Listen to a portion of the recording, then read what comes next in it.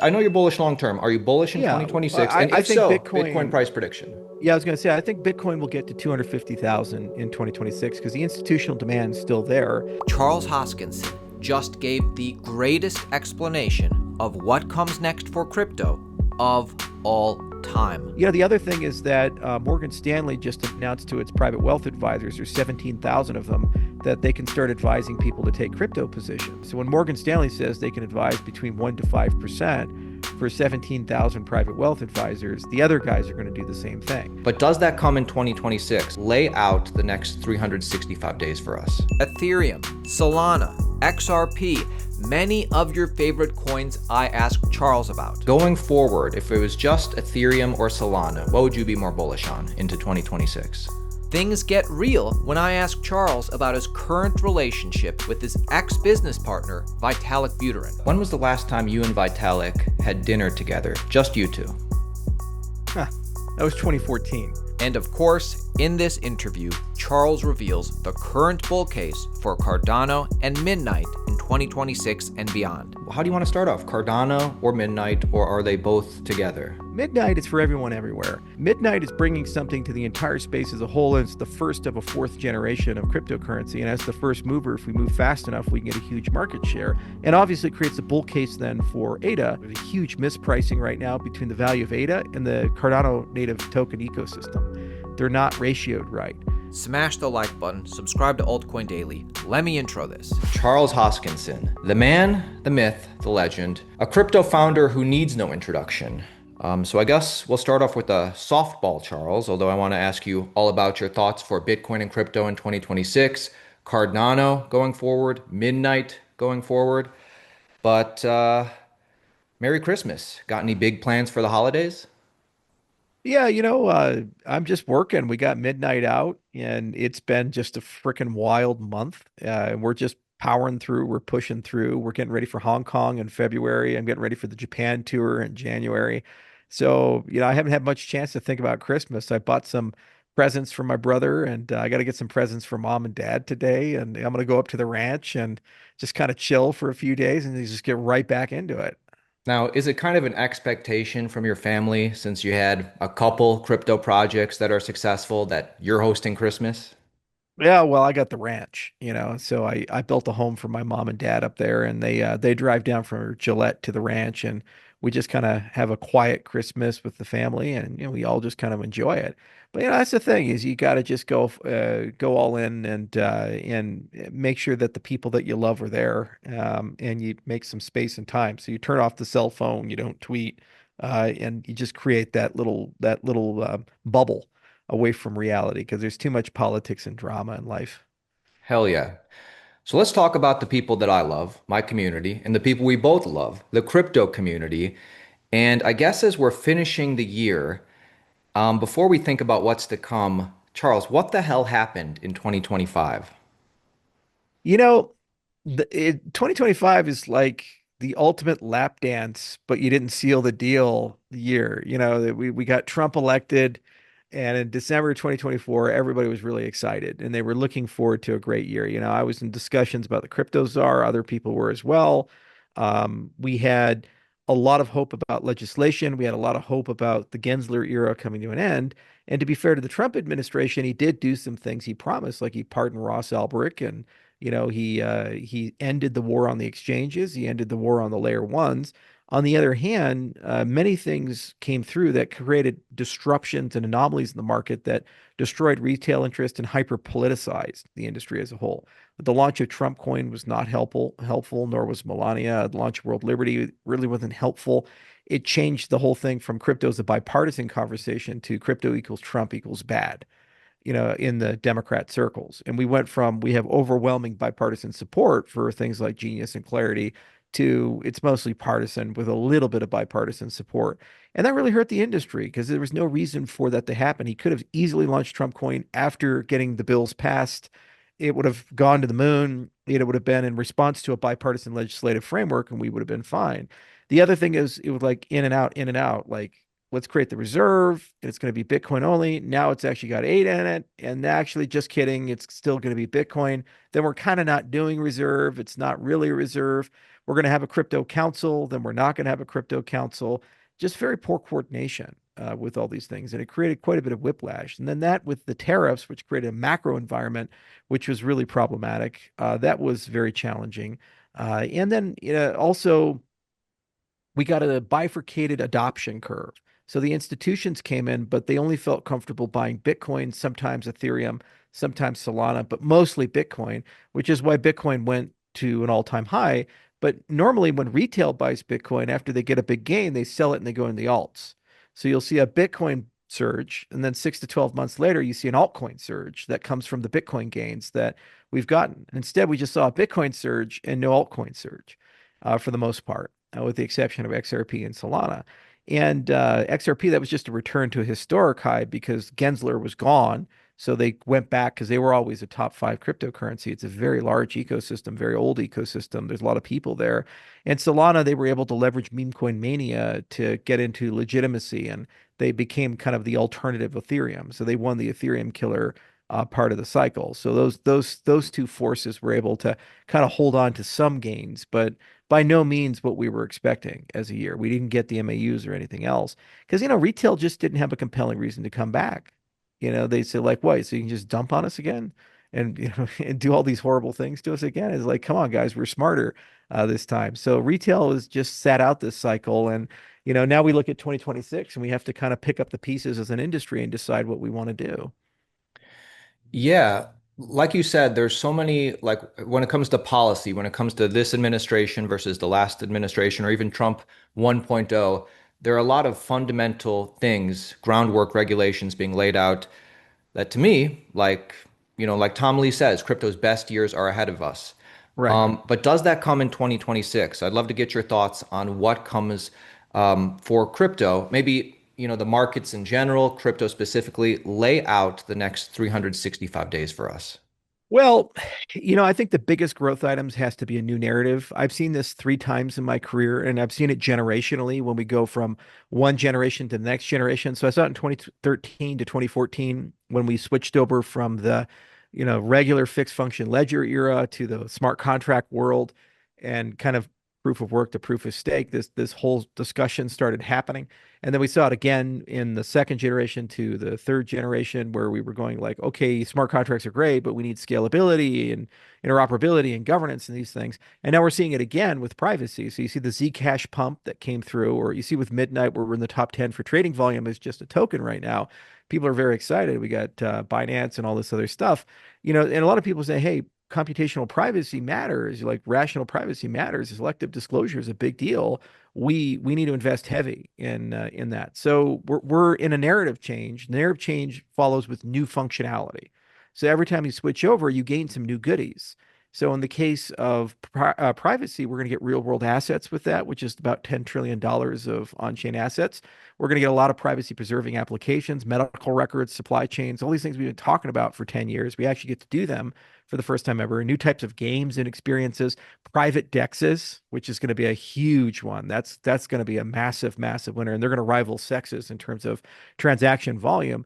So a lot of people are real excited about that prospect. And just like when you ever have a generational switch, you have 5 or 10 options that come in and 5 or 10 different approaches. So when we did the second, the third generation, we had like Tezos and Algorand and Cardano and Solana. And every generation they pick, kind of a major winner and some moderate winners. And so we were a moderate winner, so we get to stay in the top 10. Solana was the major winner of the last generation. And then Gen 2, Ethereum was the big winner. And then there was a collection of, people that were like also ran, and they kind of stuck around. So every generation you get some stuff, and we're trying to figure out like who's on top and who's not. And the next year is going to be that year. It's a year of privacy, and we get to kind of fight that fight and see who's the big guy. Definitely, that's interesting. And yeah, congratulations on a successful airdrop in TGE for Midnight. Things look like they're going great. Yeah. And yeah, with Zcash pumping in the past several months, and what Ethereum's doing, and just it does seem like privacy is a big narrative on the horizon. Before we get to that, just to finish up kind of general thoughts on 2026. So would you say you're bullish in 2020? I know you're bullish long term. Are you bullish in Yeah. 2026? I, And I if think so, Bitcoin Bitcoin. price prediction. Yeah, I was going to say, I think Bitcoin will get to 250,000 in 2026 because the institutional demand is still there. We just got to find a way to get Bitcoin value into the altcoin space. And it's likely going to be some sort of a non-custodial credit play. So the bridge infrastructure is almost there. Because of Taproot, we have a path to get Bitcoin to touch other things. We call that Bitcoin DeFi. Swee's betting heavy on it. We're betting heavy on it for Cardano. We have a lot of people working on it, but it's not good enough. You also need a credit protocol and yield protocols. So on the credit side, you need a non-custodial way to lend your Bitcoin for stablecoin, and then you deploy your stablecoin, get a yield and DeFi. And ideally, the whole circuit should be greater than the cost. So you get a passive yield with relatively predictable returns, even though you're paying a credit fee for getting those stable coins. So those non-custodial lending protocols, they're under construction right now. There's a lot of people working on it. They can't do custodial because a lot of Bitcoin's held by institutions. They can't lose custody of the underlying asset, and a lot of Bitcoiners don't feel comfortable handing their Bitcoin to other people. So if we can find a path for Bitcoin to work its way in a non-custodial way into the DeFi space and generate yield, then those trillions of dollars of value is going to leak into altcoins and pump them up. So that might be the mechanism that we actually get some real world adoption and in some better markets in the altcoin space as a result of the Bitcoin appreciation. But to be frank, we're going to have to decouple the two at some point. And I think this is the closest in the history of the industry where a decoupling is possible, where it's no longer the case that when Bitcoin goes up, crypto goes up, and when Bitcoin goes down, crypto goes down. They can operate independently of each other. And it just completely depends on where the user acquisition is going to come from. So are we getting users from new sources like privacy and off-chain is coming in? We have several products we're launching, one of which next year is built for bear markets, and it's all the revenues off-chain that comes on-chain. So we're really excited about that. And we have some other products that are fast follows behind it that we think fit those market dynamics. But it's going to be an interesting question to see. But I believe Bitcoin will reach an all-time high. And I also believe there's going to be some value leakage from Bitcoin in the altcoin space. Is it going to be proportionate like 2021, where it's $68,000 Bitcoin translated to $3 ADA, translated to all-time high for Ethereum? Hard to say. It's too early in the cycle, and the macro is still too uncertain about a lot of things. Like we don't know if clarity is going to pass, or if we're going to lose our window. We have to wait till after the next president comes in 2029 because the Democrats are going to do shit. And we also don't know if we're in an AI bubble or not. The biggest problem we have right now is NVIDIA is worth more than Australia and Canada combined. And when you look at something like that, you're like, that's kind of like the Emperor's Palace in the 1980s being worth more than California. It really feels bubbly. And if that bubble pops, it's about 1% of the entire US GDP. So that can create a catastrophic recession. And unfortunately, there's a correlation between tech stocks and crypto. So that could drag all of crypto down if that bubble pops. A 250K Bitcoin price and quality altcoins pumping, you are speaking my language, Charles. But 250K, is that too bullish? If you were to simply distill what gets us to 250K, what are those demand factors? Well, it's the same that got us to 120. You have a situation where supply is relatively constrained, and you have institutional purchasing, so you naturally have a push up, from that. And it just by Fortune 500 and others taking nation states taking Bitcoin positions, and they say, hey, just throw a little bit of money. The other thing is that Morgan Stanley just announced to its private wealth advisors, there's 17,000 of them, that they can start advising people to take crypto positions. And so you have all these structured financial products that are coming out that are built in a way to enable retail investors to come in through traditional investment mediums. So they're not going to say go buy Foo Coin or Bob Coin or Jim Coin. They're going to say buy Bitcoin as a starting point. It's a safe entry point in the market, and the financial advisor feels like they're doing a good job there. So when Morgan Stanley says they can advise between 1 to 5% for 17,000 private wealth advisors, the other guys are going to do the same thing. So you have a lot more buy demand coming from the 401k side, from the institutional side, and from the governmental side as treasury management relative to fixed supply. So you have to push up the price. And if you do some models with it, 250 feels pretty good within 12 months of that demand factor. You're going to have ebbs and flows, like the infinite money glitch of DATS has been kind of closed. And so MicroStrategy is going to be having some issues. And so that could create a localized collapse. I had it described to me by a financial analyst once of throwing a large rock in the pond. Obviously, it doesn't kill the pond, but the ripples get to the shore. and there's a little bit of turbulence. And so if MicroStrategy collapses or has an issue, well, that's going to cascade and create a local disruption in the market. But if they can hold on and keep going, then there's nothing to stop a gradual appreciation from the inflow there. And then the hope is with Bitcoin DeFi, we can leverage a way to move that into the altcoin space and create some TVL from it. But that's just a Bitcoin-oriented world. But bifurcation, there's other user adoption use cases that are come independent of it because of stable coins. That's the other thing we haven't priced into the markets. With the Genius Act, now everybody feels comfortable doing stable coins. That vertical is going to grow over the next 5 years from 250 billion to about $1 trillion. That's the estimate that everybody's saying. Well, it's hard to have $1 trillion in stable coins and not have that start playing in degen land, and it's because it's native rail. So even if only 10% does, $100 billion does wonders for your TVL and for, all these small cap cryptocurrencies, and it flows really quickly. And it's getting easier and easier to share liquidity and move liquidity out. Like you see with Midnight, we have this $1.5 billion trading. They're seamless between the DEXs and the SEXs, and everything is just moving really swimmingly for that. And it's just natural to see that. That was unprecedented when we launched Cardano back in 2017 to have volume like this. You just never see it. You never see these types of arbitrage strategies exist, but it's just pretty straightforward. And you can even see with the perps and how people are layering things with the glacier drop.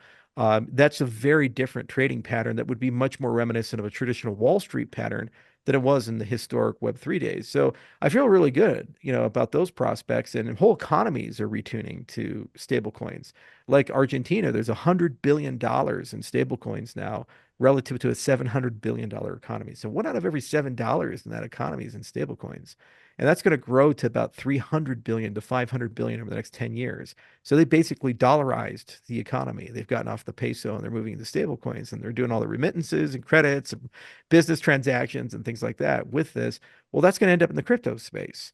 So that's independent of Bitcoin. It used to be Bitcoin was the gateway drug and we'd come in through that. Now stablecoins are the gateway drug, and they're coming in through stablecoins to the crypto space.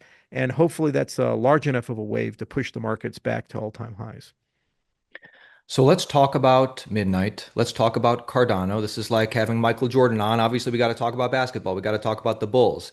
How do you want to start off? Cardano or Midnight, or are they both together? They're together. What they do is they complement each other really beautifully. So Midnight is for everyone everywhere. What I wanted to do is say, well, what's the fourth generation about? To me, what the fourth generation about is really three things.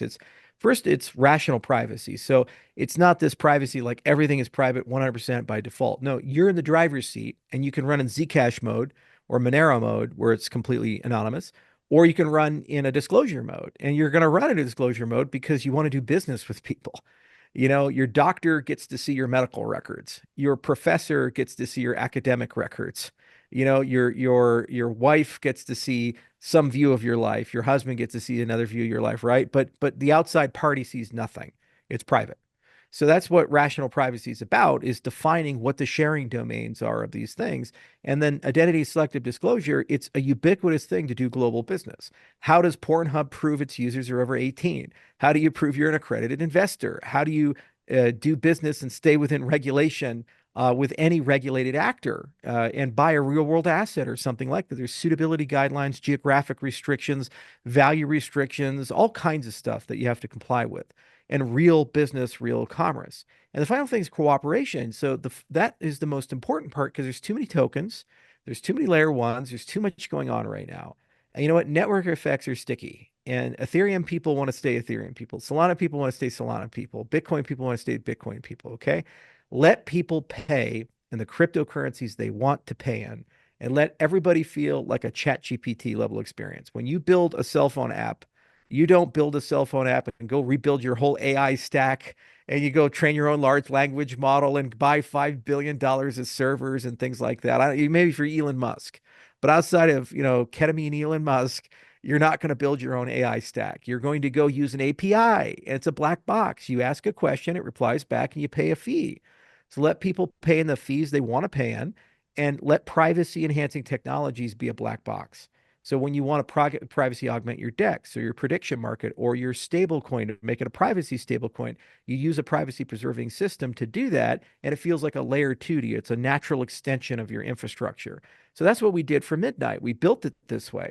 Then when you look to Cardano, we have this question: how do Cardano dApps compete in a world of Solana and Ethereum? Well, first, you need different kinds of customers, which is why XRP and Bitcoin DeFi is good, because you don't have to steal customers from Ethereum or Solana.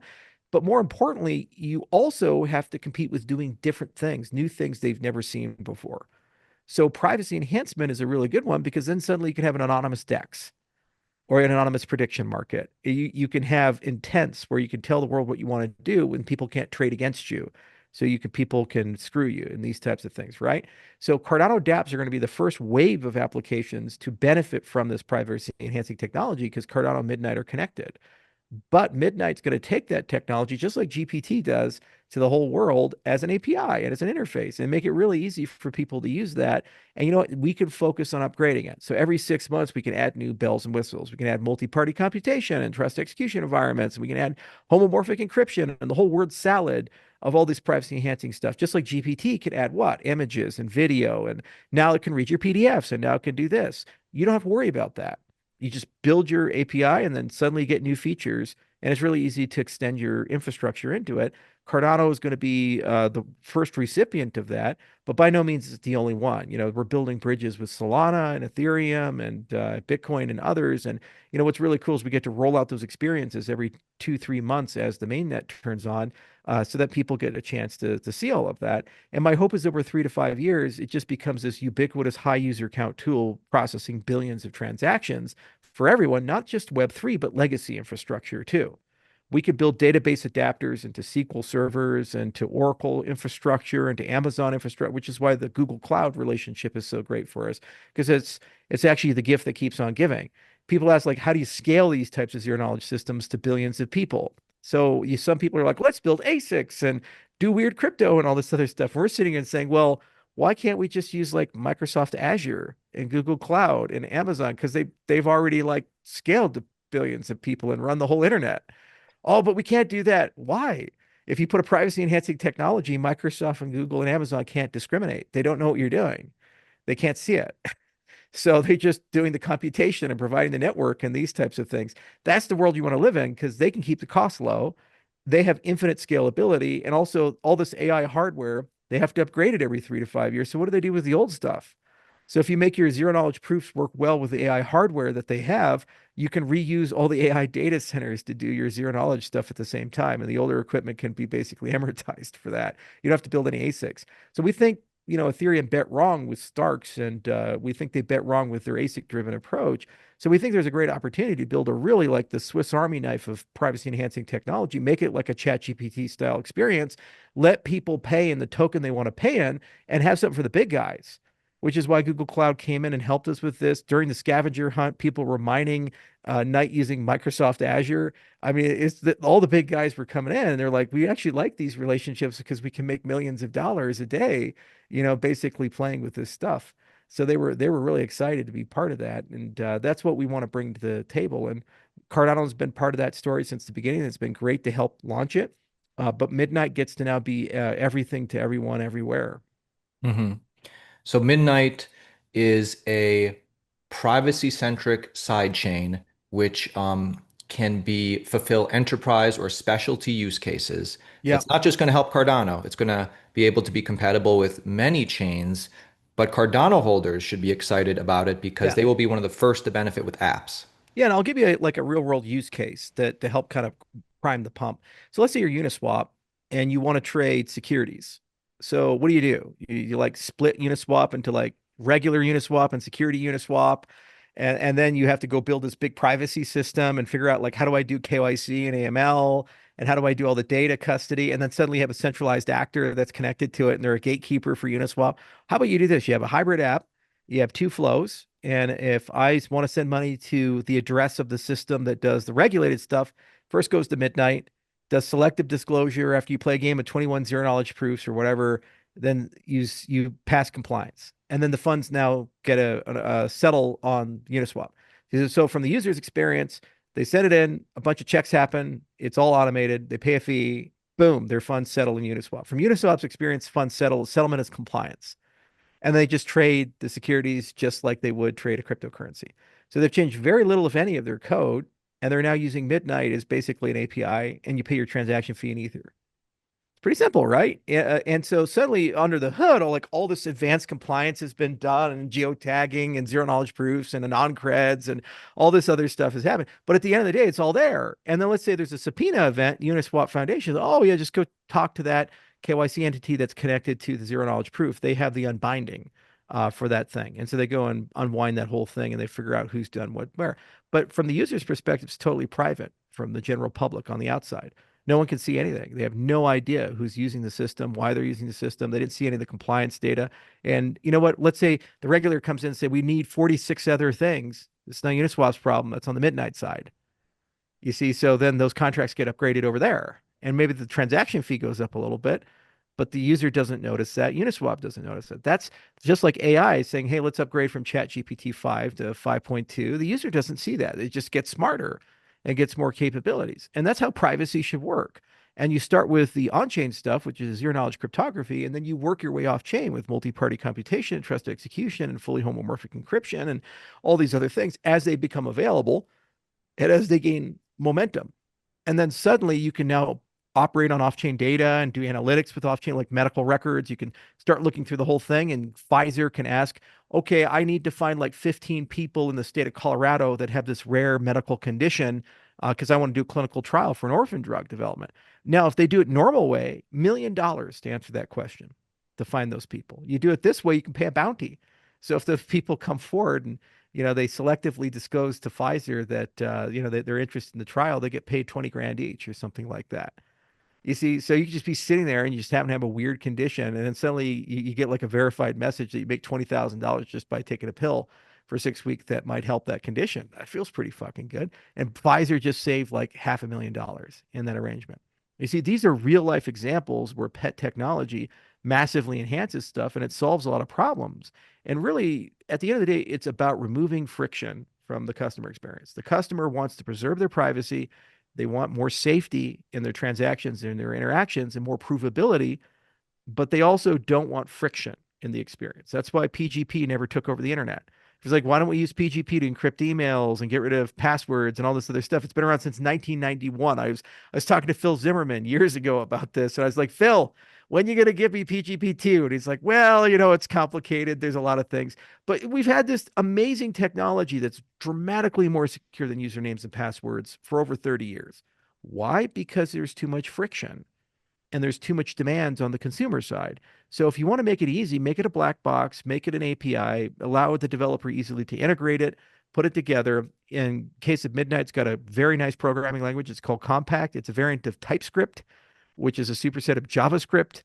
That's about as easy as it gets. It's super easy for the developer to reason about it, think about it, build on it. And then it just every month it gets a little better and gets a little faster and it does more stuff. And then it starts integrating with legacy infrastructure. And then suddenly, if you're coming through like an Amazon Web Services thing, there's a hook for it. Or Azure thing, there's a hook for it. Or Google Cloud thing, there's a hook for it. It's easy for you to wire your Web 2 application into it. The other really cool thing about Midnight is it has a Web 2 payment model with a Web 3 model as well. So right now in Web 3, every single time you do something, you have to pay for it. It's transaction fee. That's the design. But Web 2, it's the opposite land. You don't pay to use Google. You don't pay to use Facebook or YouTube. You just go and it's there. So when you have a dual token model like Midnight does, what it means is you can actually delegate your capacity as a provider to your users, which means you can, with the dust that your night generates, cover your users' consumption in the system. So it means they don't pay.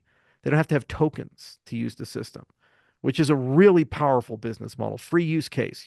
That means you could build a Web 2 style application in the Midnight stack, which means Web 2 developers can upgrade to Midnight as a gateway into the cryptocurrency space without having to tokenize their users and have them manage public keys and all this other stuff, which is a really cool thing. That's new for crypto. They always said, true adoption will be when people are using crypto, not even realizing the crypto is taking place on the back end. Seems like that's what you're saying.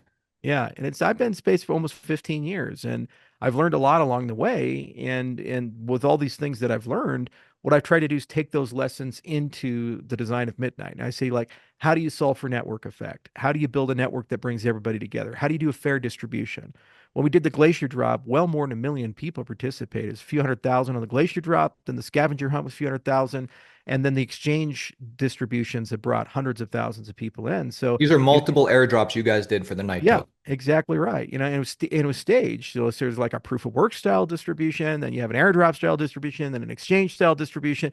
So you layer all those together. You start with this enormous user base of people, 8 ecosystems, 7 blockchains. So Bitcoin was eligible, Ethereum, Solana, Cardano, all this other stuff. So and there was no ICO, there was You even no threw VC. Polkadot a bone, I remember, or maybe Uh, not. no, it wasn't Polkadot. We Ah, tried, but yeah, it ended up being Avalanche. They took the that, Polkadot slot, that was so the better. Ava community won that one. But everybody got a little something inside that. And what's nice about that is that meant everybody got a right of first refusal to this new ecosystem. And you see by the trading volume that there's a lot of interest in this, and some people say, okay, I'm just going to dump the token. That's what happened the first day, and other people bought. Well, that's the risk when you do such a massive airdrop, Yeah, right? but it's held stable at around 5 to 6 cents with a billion plus trading per day. And that's because a lot of people are like, hey, actually, this privacy thing looks really good. And other people are, I want nothing to do with it. So not only do you do the airdrop, then you do the ultimate distribution mechanism, which is trading, and then over time it drifts its way from one place to many other places. And so you give a few months of that, and then the main net launches, and it's going to be a really organized thing. It's a 4 stage launch. And then, all the first wave of dApps come, and there's really cool privacy experiences that'll be there. Then the next wave of dApps come, then the next wave of dApps come, and then you start doing the cross-chain hybrid applications, and you let basically people build in many places at the same time. And then you bring a lot of liquidity and TVL and users through those, and then you add in the legacy systems as well, and then you start adding all this privacy-enhancing technology to legacy databases and legacy companies. The other thing is this is the only platform you can actually run a real DAO on. This is the first time ever.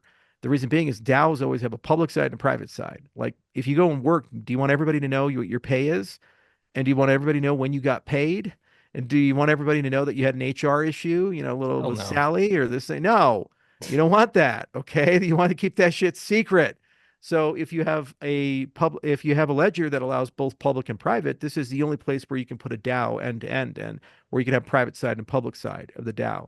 So treasury management of all these DAO funds is Midnight's going to excel in that as well. It's a great custodial place through the bridging to trustlessly put your money for the DAO there and your treasury management, your DAO, and operate the DAO because it can call into Ethereum and it can call into Solana and all these other places. So it's a neutral ground, for all these things. And we've put so much work into figuring out how do we make this model work over the coming years. Thinking about the night token itself and, kind of, I guess, compared to the ADA token, can you paint like what is the bull case for the night token and maybe like we understand the ADA token, how it can appreciate because, Cardano is a dApp platform. We see it in Cardano, Ethereum, Solana as more people build on it. I guess Night is kind of like a side chain or a layer two, maybe like an Arbitrum or a base. Um, but like I don't know about Night. Like I know Cardano Well, has Night that. is a multi-resource consensus system. So it's important to understand that Midnight can become a layer one or it can stay as a partner chain. That was another magical thing. Like you're probably familiar with EigenLayer. The co-author on that paper, we designed it. It was called Minotaur.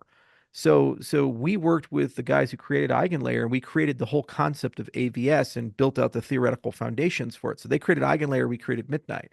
But Minotaur basically allows you to wire multiple consensus algorithms together. So you can have proof of stake with proof of work, with proof of authority, or with a BFT permission protocol. You could do it like 25 chains if you want to.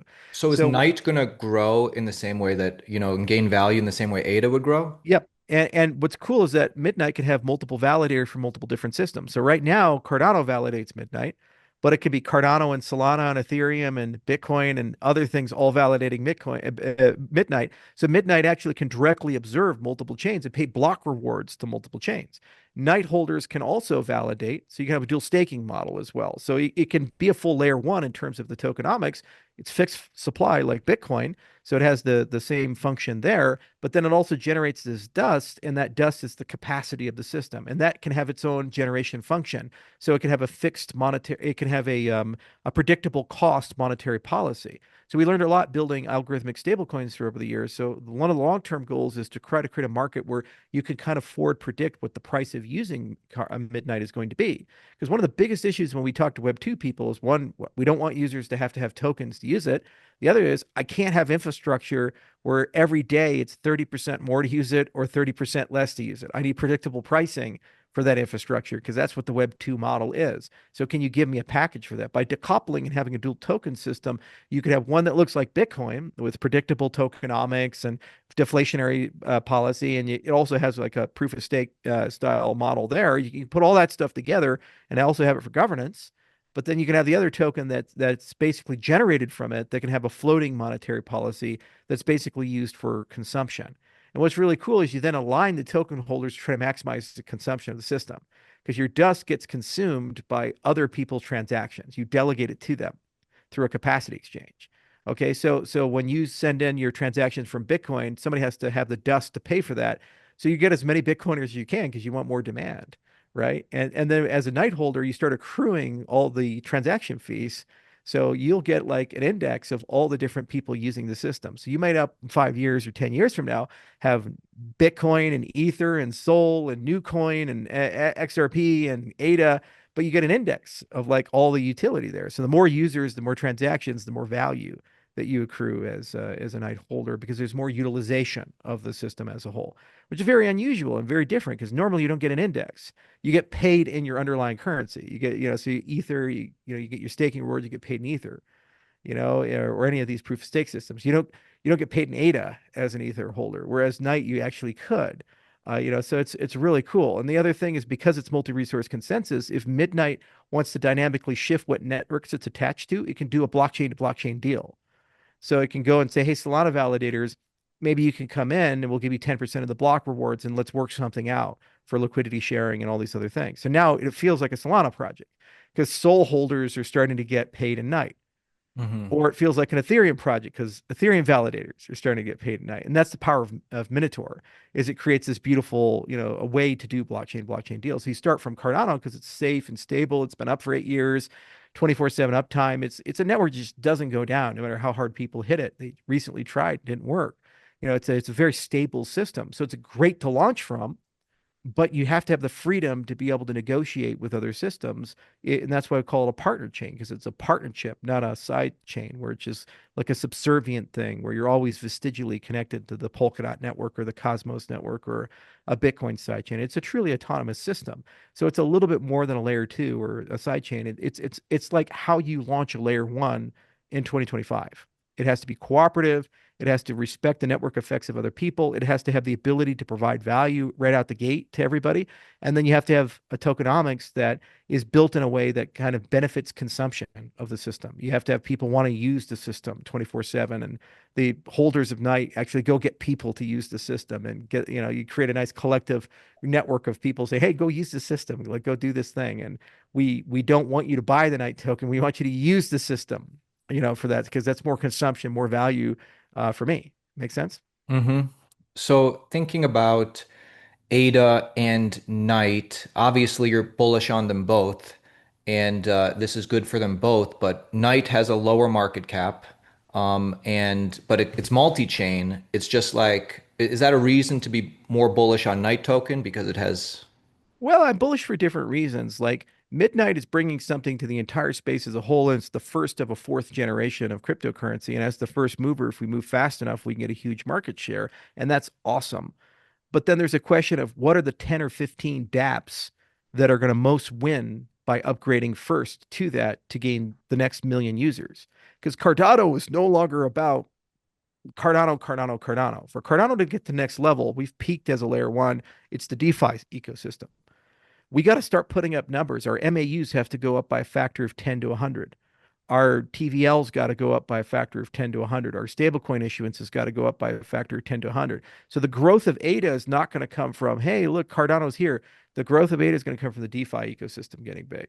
So if we can get the top 10, 15 dApps on Cardano to upgrade to become hybrid dApps with Midnight and add privacy to the system, they're going to get a fuck ton of users from Bitcoin, from XRP, from these other places.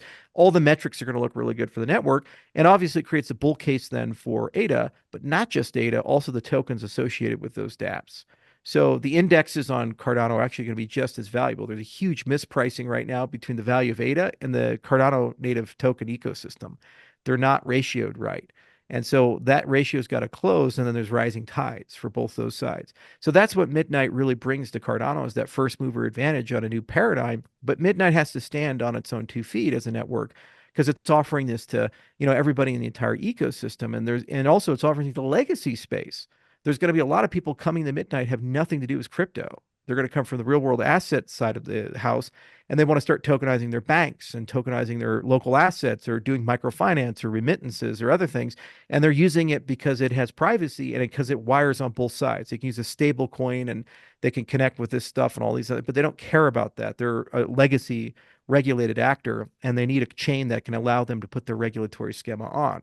So Midnight's going to do slightly different things, but what I'm hoping for is to combine both sides on the Cardano side and then show the whole world that there's unique, new, different things and experiences on the Cardano chain that are better and philosophically do more on the Web3 side than Ethereum stuff or Solana stuff. And if we get that right, it's going to be a bull year for Cardano. We're gonna really have a great time. So I see a rising tides on both sides, but they're not coupled and connected to each other. Like one has to happen for the other one to happen.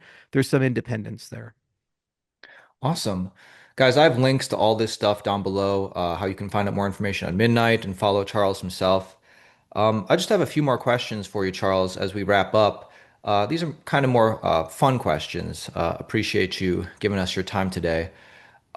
First, going forward, if it was just Ethereum or Solana, what would you be more bullish on into 2026?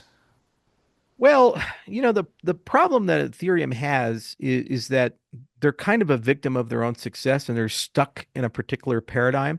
They're betting big on sharding and they're trying to figure out a way to get that through. And they've had some big wins there, and they're betting big on Starks and they're betting big on the zero knowledge paradigm. But when you look at it, Solana, it's much faster moving in terms of its ability to adopt new ideas and technology. And they have to be more agile than Ethereum because and there's slightly more centralized leadership to get them there. So in terms of better growth potential between a Solana and Ethereum, I think Solana has better growth potential. But that said, Ethereum is doing the yeoman's work. They're moving this leviathan of an ecosystem along, and they're doing really good research in several areas. And they're very painting a very compelling 10-year vision about how to get verified computation on a chain. They're moving from truth comes from a transaction to truth comes from a proof. And the proof can be generated anywhere. And as long as the proof checks out, you trust it. So that means it's not just Ethereum anymore. It's Ethereum and the entire layer two ecosystem. And long term, Ethereum and centralized actors and everybody else. And Ethereum becomes the giant proof checker and the proof engine. I just think they've bet wrong on that paradigm. So long term, I think they're going to have to pivot like they had to with their proof of stake design. It delayed them for 5 years. But I do believe they're directionally right on that, which is why we built Midnight the way we built it. Whereas Solana, they're like the apex of the old thinking in Gen 3. When we first built Cardano and when Algorand was coming out and all these other guys, they're like scalability, scalability, scalability. So they walked in and they said, "Hey, how much scalability do you want?" And they said, "Yes." So they just went all in on a paradigm to get as much TPS as possible, and they built some things to consume that TPS, and they've refined it to a point where they have really good volume, which is why on all key metrics about things like transaction volume, they win, for that. But they're still lagging on TVL. They're 1/10, I think, of the TVL of Ethereum and 1/10 on the stablecoin side. So there's still a long road for them to go, which is why I think they have a better upside in the short term. But in the long term, they're going to peak at that paradigm. And the thing is, that whole paradigm is going away. It really, Vitalik is right that the paradigm of the transaction will be replaced with the proof. That's the way to go. And there's a big ecosystem of these guys. They started with scalability like rollups, but now they're realizing they also have to do privacy at the same time. So we designed Midnight into that paradigm of kind of the future. In the next 3 to 5 years, I think it's going to go there. Because the thing is, man, that you want to move to a self-serve world. You want to eat what you kill. You want to be like BitTorrent. You download, but you provide. That's how you build an internet scale protocol where, no matter how many users you have, you can serve them. You don't want to have like 14 servers and say, gosh, how do I get those 14 servers to process another 500,000 transactions a second? You want to have a distributed mesh of things and you have an organic flow of stuff. But then anytime someone does something, they produce a proof that proves what they've done is right. And then you aggregate them together. And then one thing can be an aggregation of 1 million transactions or 1 billion transactions. That paradigm is the only way to scale in an internet scale system. Just because you can't run a data center large enough to process internet scale concerns. You need a distributed system for that.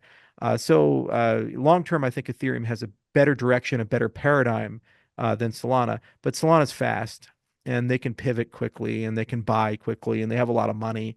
So it's not like they're out of the game or anything like that. It's just paradigm shifts. They stall you for about a generation. You lose a few years in the stalling, and you have to retool and remove. And unfortunately, you can create a lot of fragmentation in your ecosystem as a result. And we saw that with Libra, for example. They had a really beautiful paradigm of how to do everything, and then they fell apart, and then it's like Aptos now, and I Facebook guess yeah, stablecoin, was that Libra? yeah, exactly. The whole DM thing, there a lot of those guys end up creating Move and all these other stuff. There were a lot of phenomenal ideas that came from that collaboration that have kind of leaked their way into other chains like the Swees and the Aptoses and so forth. And that's awesome. But had they kept it all together, there would be no Solana right now because that whole ecosystem would have been processing 50,000 TPS or 100,000 TPS, and it'd have like Visa connected to it and Facebook connected to it and all these other things. And be really hard to compete with that. But they were just too early. And so those acolytes went and they tried to replay it without those brands, and they never achieved the same market success, the potential that they had. That's just the nature of the game. Charles, you and Vitalik obviously used to be business partners or partners building Ethereum with the other co-founders. Um, you guys have a relationship not many people can understand, and obviously you're cool nowadays. But when was the last time you and Vitalik had dinner together, just you two? Huh. That was 2014. If we had met each other late in life, we'd be great friends. We like anti-aging. We believe in a lot of the same things. I don't think we're philosophically too far apart. We just met each other in a different phase of life, and unfortunately, it created a lot of friction that was unnecessary. And we developed some opinions, and his are stronger about me than mine about him. I don't dislike the man, and I don't think he's dishonest or bad. And I think he's been a pivotal figure in the history of the industry, and he's had a lot of integrity to kind of power through, some incredibly difficult situations. I don't think he'd say as kind things about me. And it is what it is. We're very, very different people. I was always far more charismatic than him. And people, I have a magnetism that people gravitate to. If that's just an undeniable fact, because I built $100 billion ecosystem by talking on a microphone. No matter you love me or hate me, you got to give me my due on this thing. That was not how Vitalik, built his ecosystem. So we're different people, and we have very different approaches, almost like a Bill Gates or Steve Jobs type of thing. And that rivalry is there, and it always will be. That said, I read his papers, and while Justin Drake says publicly they don't read our papers, they seem to say stuff that indicates that they do. I mean, like I announced the roadmap for midnight, and literally it has Hawaiian names. I'm from Hawaii. He's wearing a Hawaiian shirt. He announces his privacy solution with a Hawaiian shirt on and Hawaiian names. There's some overlap there. I was like, all right, that's professional rivalry, and it exists. But at the end of the day, we learn a lot from them, and they do a lot of good work. And we're all both on the same side. We want a world where you're in control of your money and you have economic agency. We want a world where there's no company that can shut you out of the market. You have control, not a bank or Google or Microsoft. You see, and we have different approaches. We have different philosophies. There's been times where I've been right, and there's been times he's been right. And I didn't have the same infrastructure. I never had a Joe Lubin behind me. We had Emergo. They were not Joe Lubin. If I had consensus when we did Cardano, it wouldn't even have been close because directionally we were more right than them. Liquid non-custodial staking and the heavy investments into smart contract privacy early on, the isomorphism with layer one and layer two, allowing your layer two not to be parasitic to your layer one, which is what they're running into right now. On-chain governance, allowing us to be able to move quickly for hard forks. We've done multiple hard forks and we've never had an issue. They're seamless inside our system, seamless upgrades. These are huge competitive advantages. But we've always had an issue where we lagged in marketing and commercial adoption and other things. And that's what consensus brought to the table for Vitalik. And he had this giant machine that Joe Lubin constructed that created all this amazing infrastructure, whether it be MetaMask or others that kind of pushed him along. And we didn't have that machine. Despite that, we got to $100 billion market cap, and I'm just wish I had a partner like that, in the early days of Cardano, because that partner would have told me all the design mistakes. like where, the languages were too inflexible, or, we needed to invest in a different wallet experience, or it would have helped me buy instead of build in many cases. We built everything from scratch. Every line of code, we didn't steal it from anybody because we wrote it in Haskell. We were the only people who did that. It's like there's no place to steal the code from. We wrote it all ourselves over the last 10 years. But if we had a buy mentality instead of build, there would have been many shortcuts we could have taken that would have shaved a year off here or 6 months here or something like that. And we'd have been much faster to market. The sad thing is we fixed all those problems, but the issue is that, brands are brands, and some people have already prejudged and they don't realize you can write non-Haskell code in Cardano, and there's a multi-client ecosystem. And it's not the Charles Hoskinson show anymore, and we have a radically different approach to commercialization. And it takes time for people to realize that. So Midnight's a nice reset because people are looking at the ecosystem again, and then we're getting all these commercially critical integrations done. So people are looking at the ecosystem differently. Yeah, we'll see in 10 years, where we end up and what we do. It is what it is. It's funny that you say, maybe Vitalik wouldn't have as nice of things to say about you, or that, he'd say that, or like he's not as charismatic. Because I remember when Bitcoin Maxi's last couple cycles were more a part of the conversation. One of the things they said back in the day was, don't invest in Ethereum. They have charismatic leaders. Bitcoin doesn't have any charismatic leaders. That's a plus. You don't want to go with the charismatic leader trope. I've never seen two less charismatic guys than Joe Lubin and Vitalik on I camera. know. Very successful guys, but I mean, not exactly Yeah, charismatic. exactly right. And charisma can get you pretty far, but also it's a trap because you conflate competence with confidence. And if you overdo it, then that's how you get into trouble. You get over your skis. So you always need a counterbalance. And how you do that through basically demos. You demonstrate that things work round trip. And if you do a lot of great demo driven development, you tend to be in a really solid place, and you tend to be able to keep yourself out of trouble. And partnerships matter too. If people try to build something on your chain and they can't really build it, it's like all the marketing bullshit goes away pretty quickly. They're like, how do we solve this problem? It's like, well, that's complicated. So we learned a lot and got our asses kicked every step of the way because I had to run three companies basically. I had to figure out for a while how to be a governing organization with a foundation. We had to be a development company, and we also had to be a commercialization company. Now here I am in my late 20s, early 30s, never done this before. And I had to do these three very complicated things, just try to keep it all together with very little money, as we power through.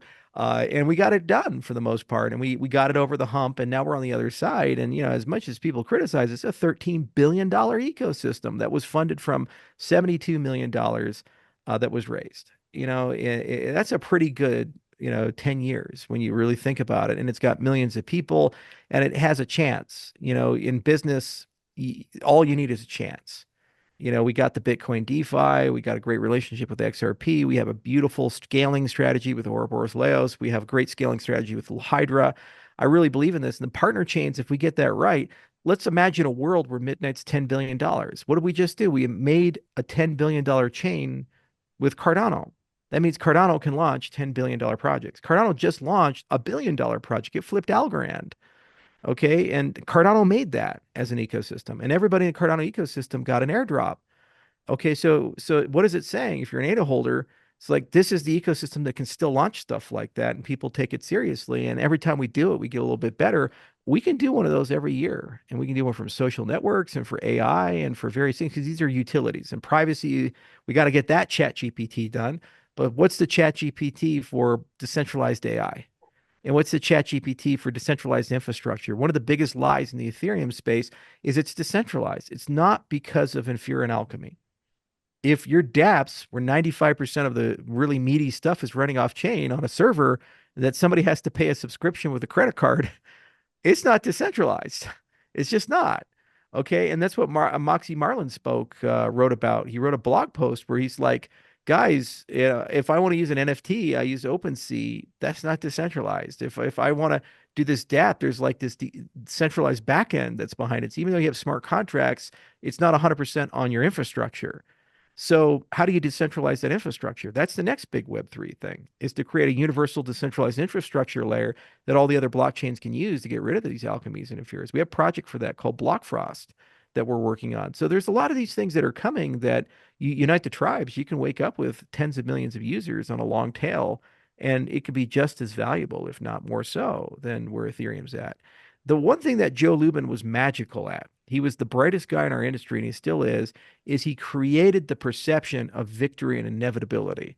He always created this idea that Ethereum was already the winner and it's already the market standard, much to the chagrin of XRP and Solana and myself and all these other people at BNB. We're like, well, first off, the EVM is not a standard. You're trying to get off of it. You're trying to get the RISC-V or all this other stuff. And it's a new network, you know, it's like shit changes every 3 to 5 years. If you think monopolies are sticky, then pull out your BlackBerry phone and pull up Internet Explorer and go and log in, search Yahoo to go log into your AOL account to reset your password for MySpace and then tweet it and post about it.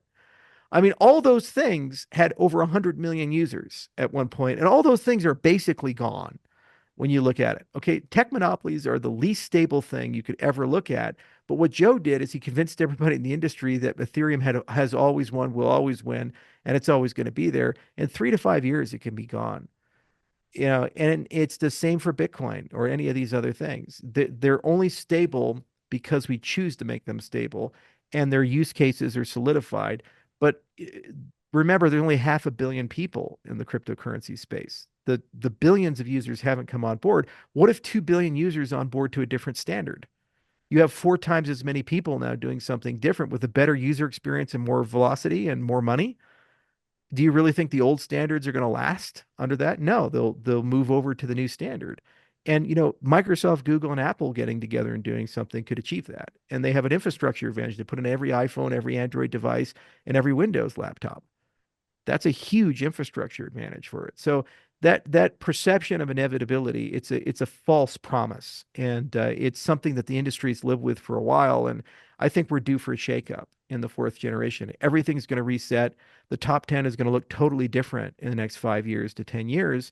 And overall, you know, some people will still be around, but a lot of people won't, and there'll be completely new faces. Charles, your links are down below. Guys, go check them out. Thank you so much for coming on today. I just have one more question that'll go to our members on Altcoin Daily. We asked our members, what's one question you have for Charles Hoskinson? This is what they wanted to know from you. So guys, jump on over to the members page. And this is kind of a big picture question people really wanted to hear from you on. You know, crypto is changing going forward versus its first 10, 15 years. And obviously, you're not in the position of a retail participant nowadays, but you talk to the retail people all the time. You know, you have a big audience. What is your best advice to make money trading, investing, or building in crypto going forward versus how it used to be? What you got to do, the only way you're going to make money